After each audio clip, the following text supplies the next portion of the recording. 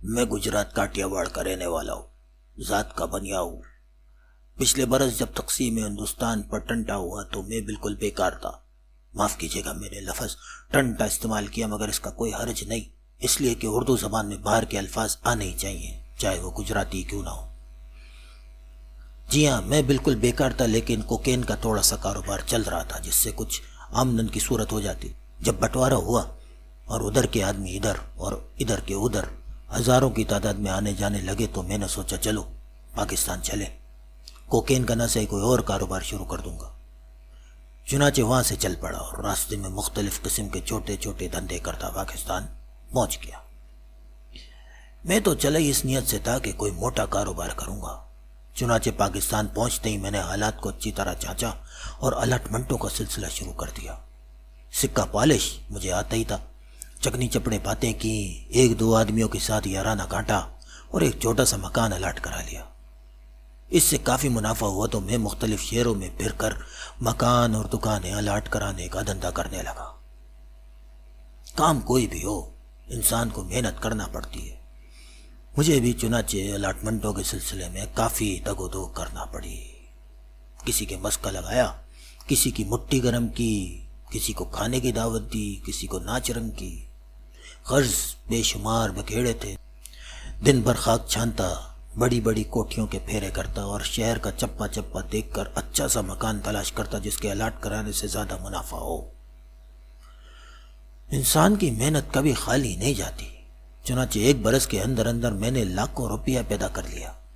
اب خدا کا دیا سب کچھ تھا، رہنے کو بہترین کوٹھی، بینک میں بے اندازہ مال پانی۔ معاف کیجیے گا میں کاٹیاواڑ گجرات کا روزمرہ استعمال کر گیا، لیکن کوئی واندہ نہیں، اردو زبان میں باہر کے الفاظ آنے چاہیے۔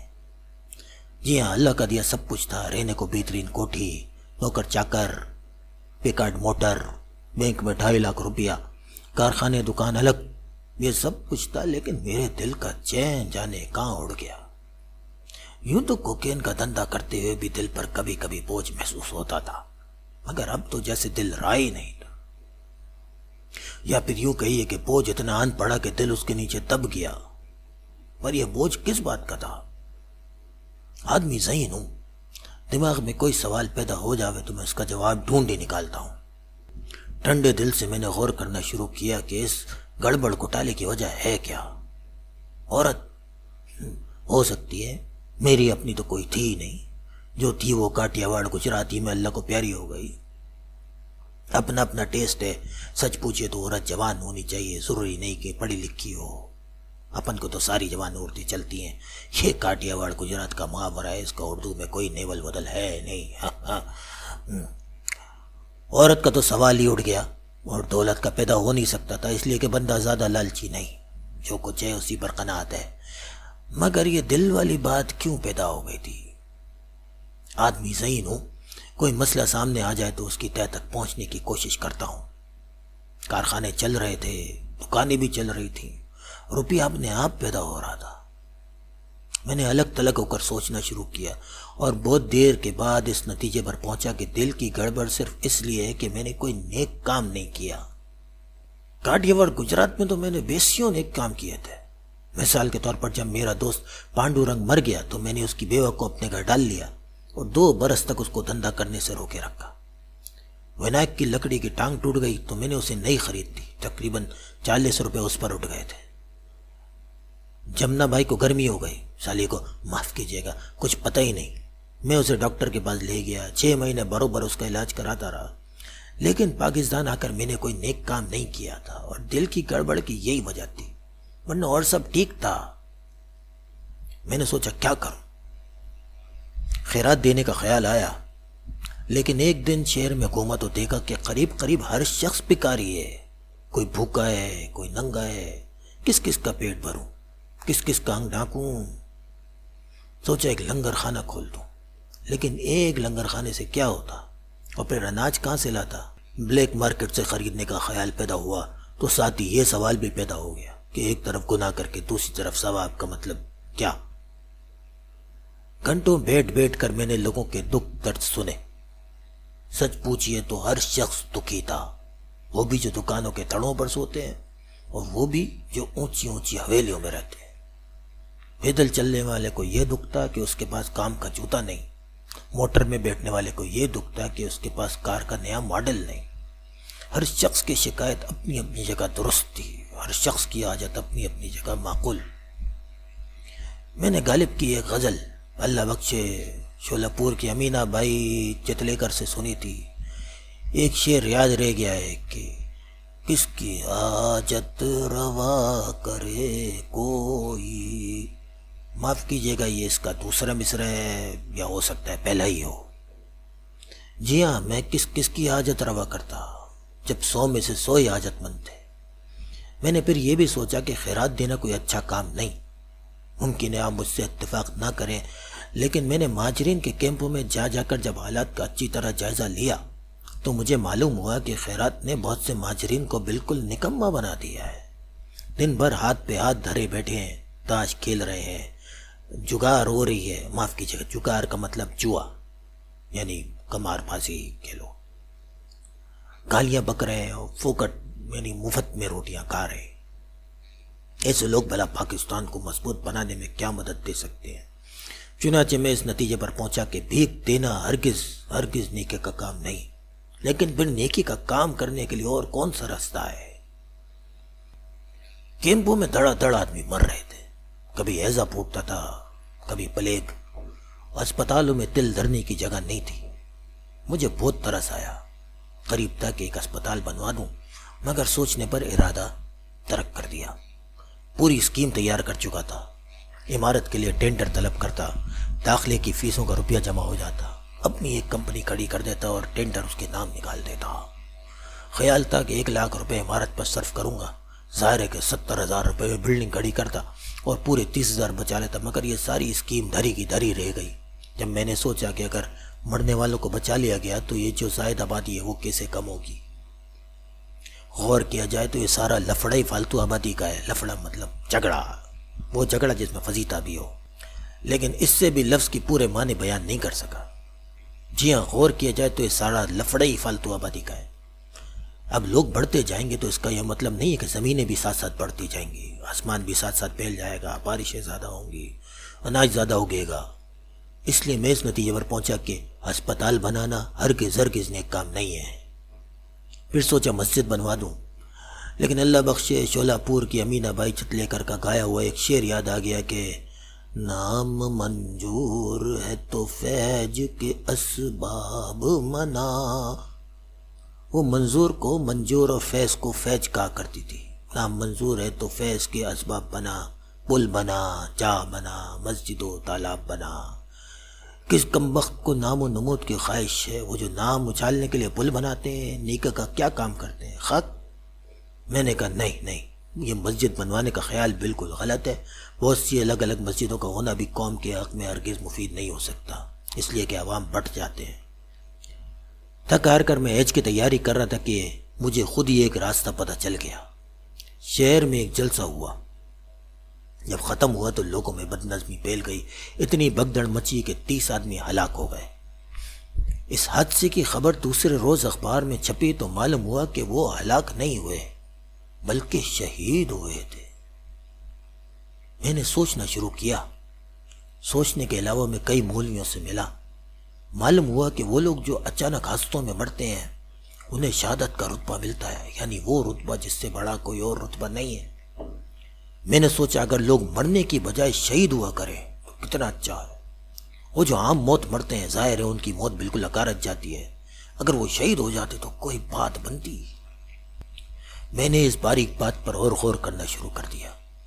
چاروں طرف جدھر دیکھو خستہ حال انسان ہے، چہرے زرد، فکر و تردد، غم روزگار کے بوجھ تلے پسے ہوئے، دھسی ہوئی آنکھیں، بے جان چال، کپڑے تار تار۔ ریل گاڑی کے کنڈم مال کی طرح یا تو کسی ٹوٹے پوٹے جھونپڑے میں پڑے ہیں یا بازاروں میں لے پالک مویشیوں کی طرح منہ اٹھائے بے مطلب گھوم رہے ہیں۔ کیوں جی رہے ہیں، کس کے لیے جی رہے ہیں، کیسے جی رہے ہیں، پتہ ہی نہیں کچھ۔ کوئی وبا پھیلی، ہزاروں لوگ مر گئے، اور کچھ نہیں تو بھوک اور پیاس سی سے گل گل کر مر گئے۔ سردی میں اکڑ گئے، گرمی میں سوکھ گئے۔ کسی کی موت پر کسی نے 2 آنسو بہا دیے، اکثر کی موت خشک ہی رہی۔ زندگی سمجھ میں نہ آئی، ٹھیک ہے، اس سے فائدہ نہ اٹھائے یہ بھی ٹھیک ہے۔ وہ کس کا شعر ہے؟ اللہ بخشے شولہ پور کی امینا بائی چتلیکر کا، کیا درد بھری آواز میں گایا کرتی تھی۔ مر کے بھی چین نہ پایا تو کدھر جاویں گے، مطلب اگر مرنے کے بعد بھی زندگی نہ سدھری تو لعنت ہے ایسی سسری پر۔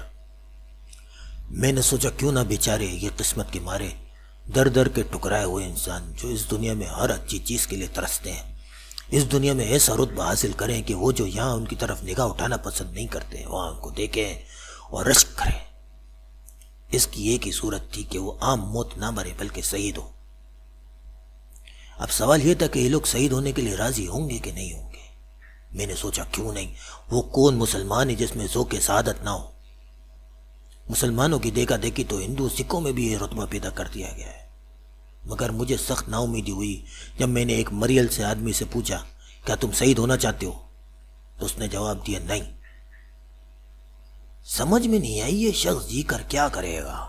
میں نے اسے بہت سمجھایا کہ دیکھو بڑے میاں، زیادہ سے زیادہ تم 1.5 مہینہ اور جیو گے، چلنے کی تم میں سکت نہیں، کھانستے کھانستے ہوتے میں جاتے ہو تو ایسا لگتا ہے کہ بس تم نکل گیا، پھوٹی کوڑی تک تمہارے پاس نہیں، زندگی بھر تم نے سکھ نہیں دیکھا، مستقبل کا تو سوال ہی پیدا نہیں ہوتا، پھر اور جی کر کیا کرو گے؟ فوج میں تم بھرتی نہیں ہو سکتے، اس لیے ماس پر اپنے وطن کی خاطر لڑتے لڑتے جان دینے کا خیال بھی بیکار ہے۔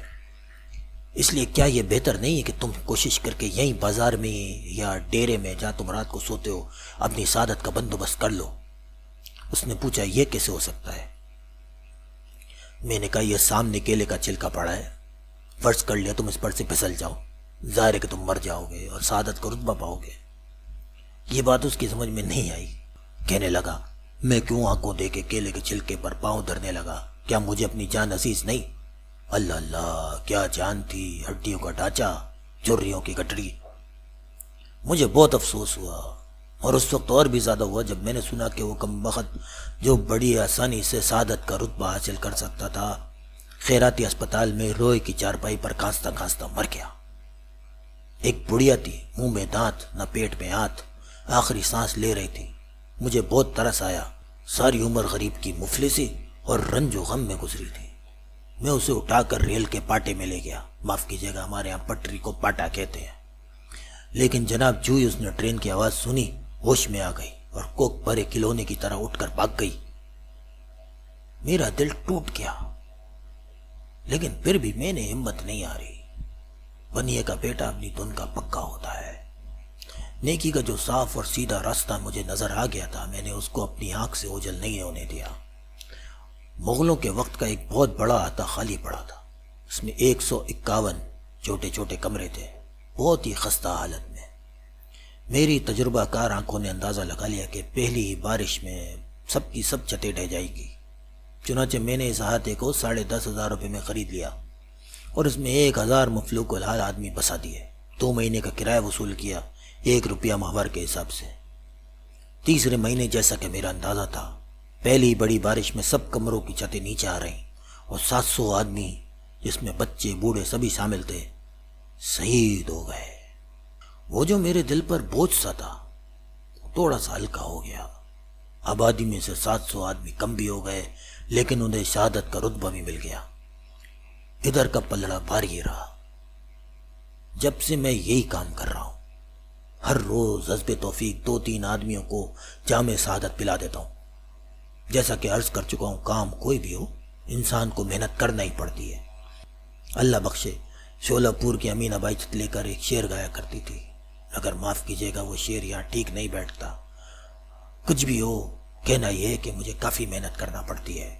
مثال کے طور پر ایک آدمی کو جس کا وجود چھکڑے کے 5ویں پہیے کی طرف بے معنی اور بیکار تھا، جہاں میں شہادت پلانے کے لیے مجھے پورے 10 دن جگہ جگہ کیلے کے چھلکے گرانے پڑے، لیکن موت کی طرح جہاں تک میں سمجھتا ہوں شہادت کا بھی ایک دن مقرر ہے۔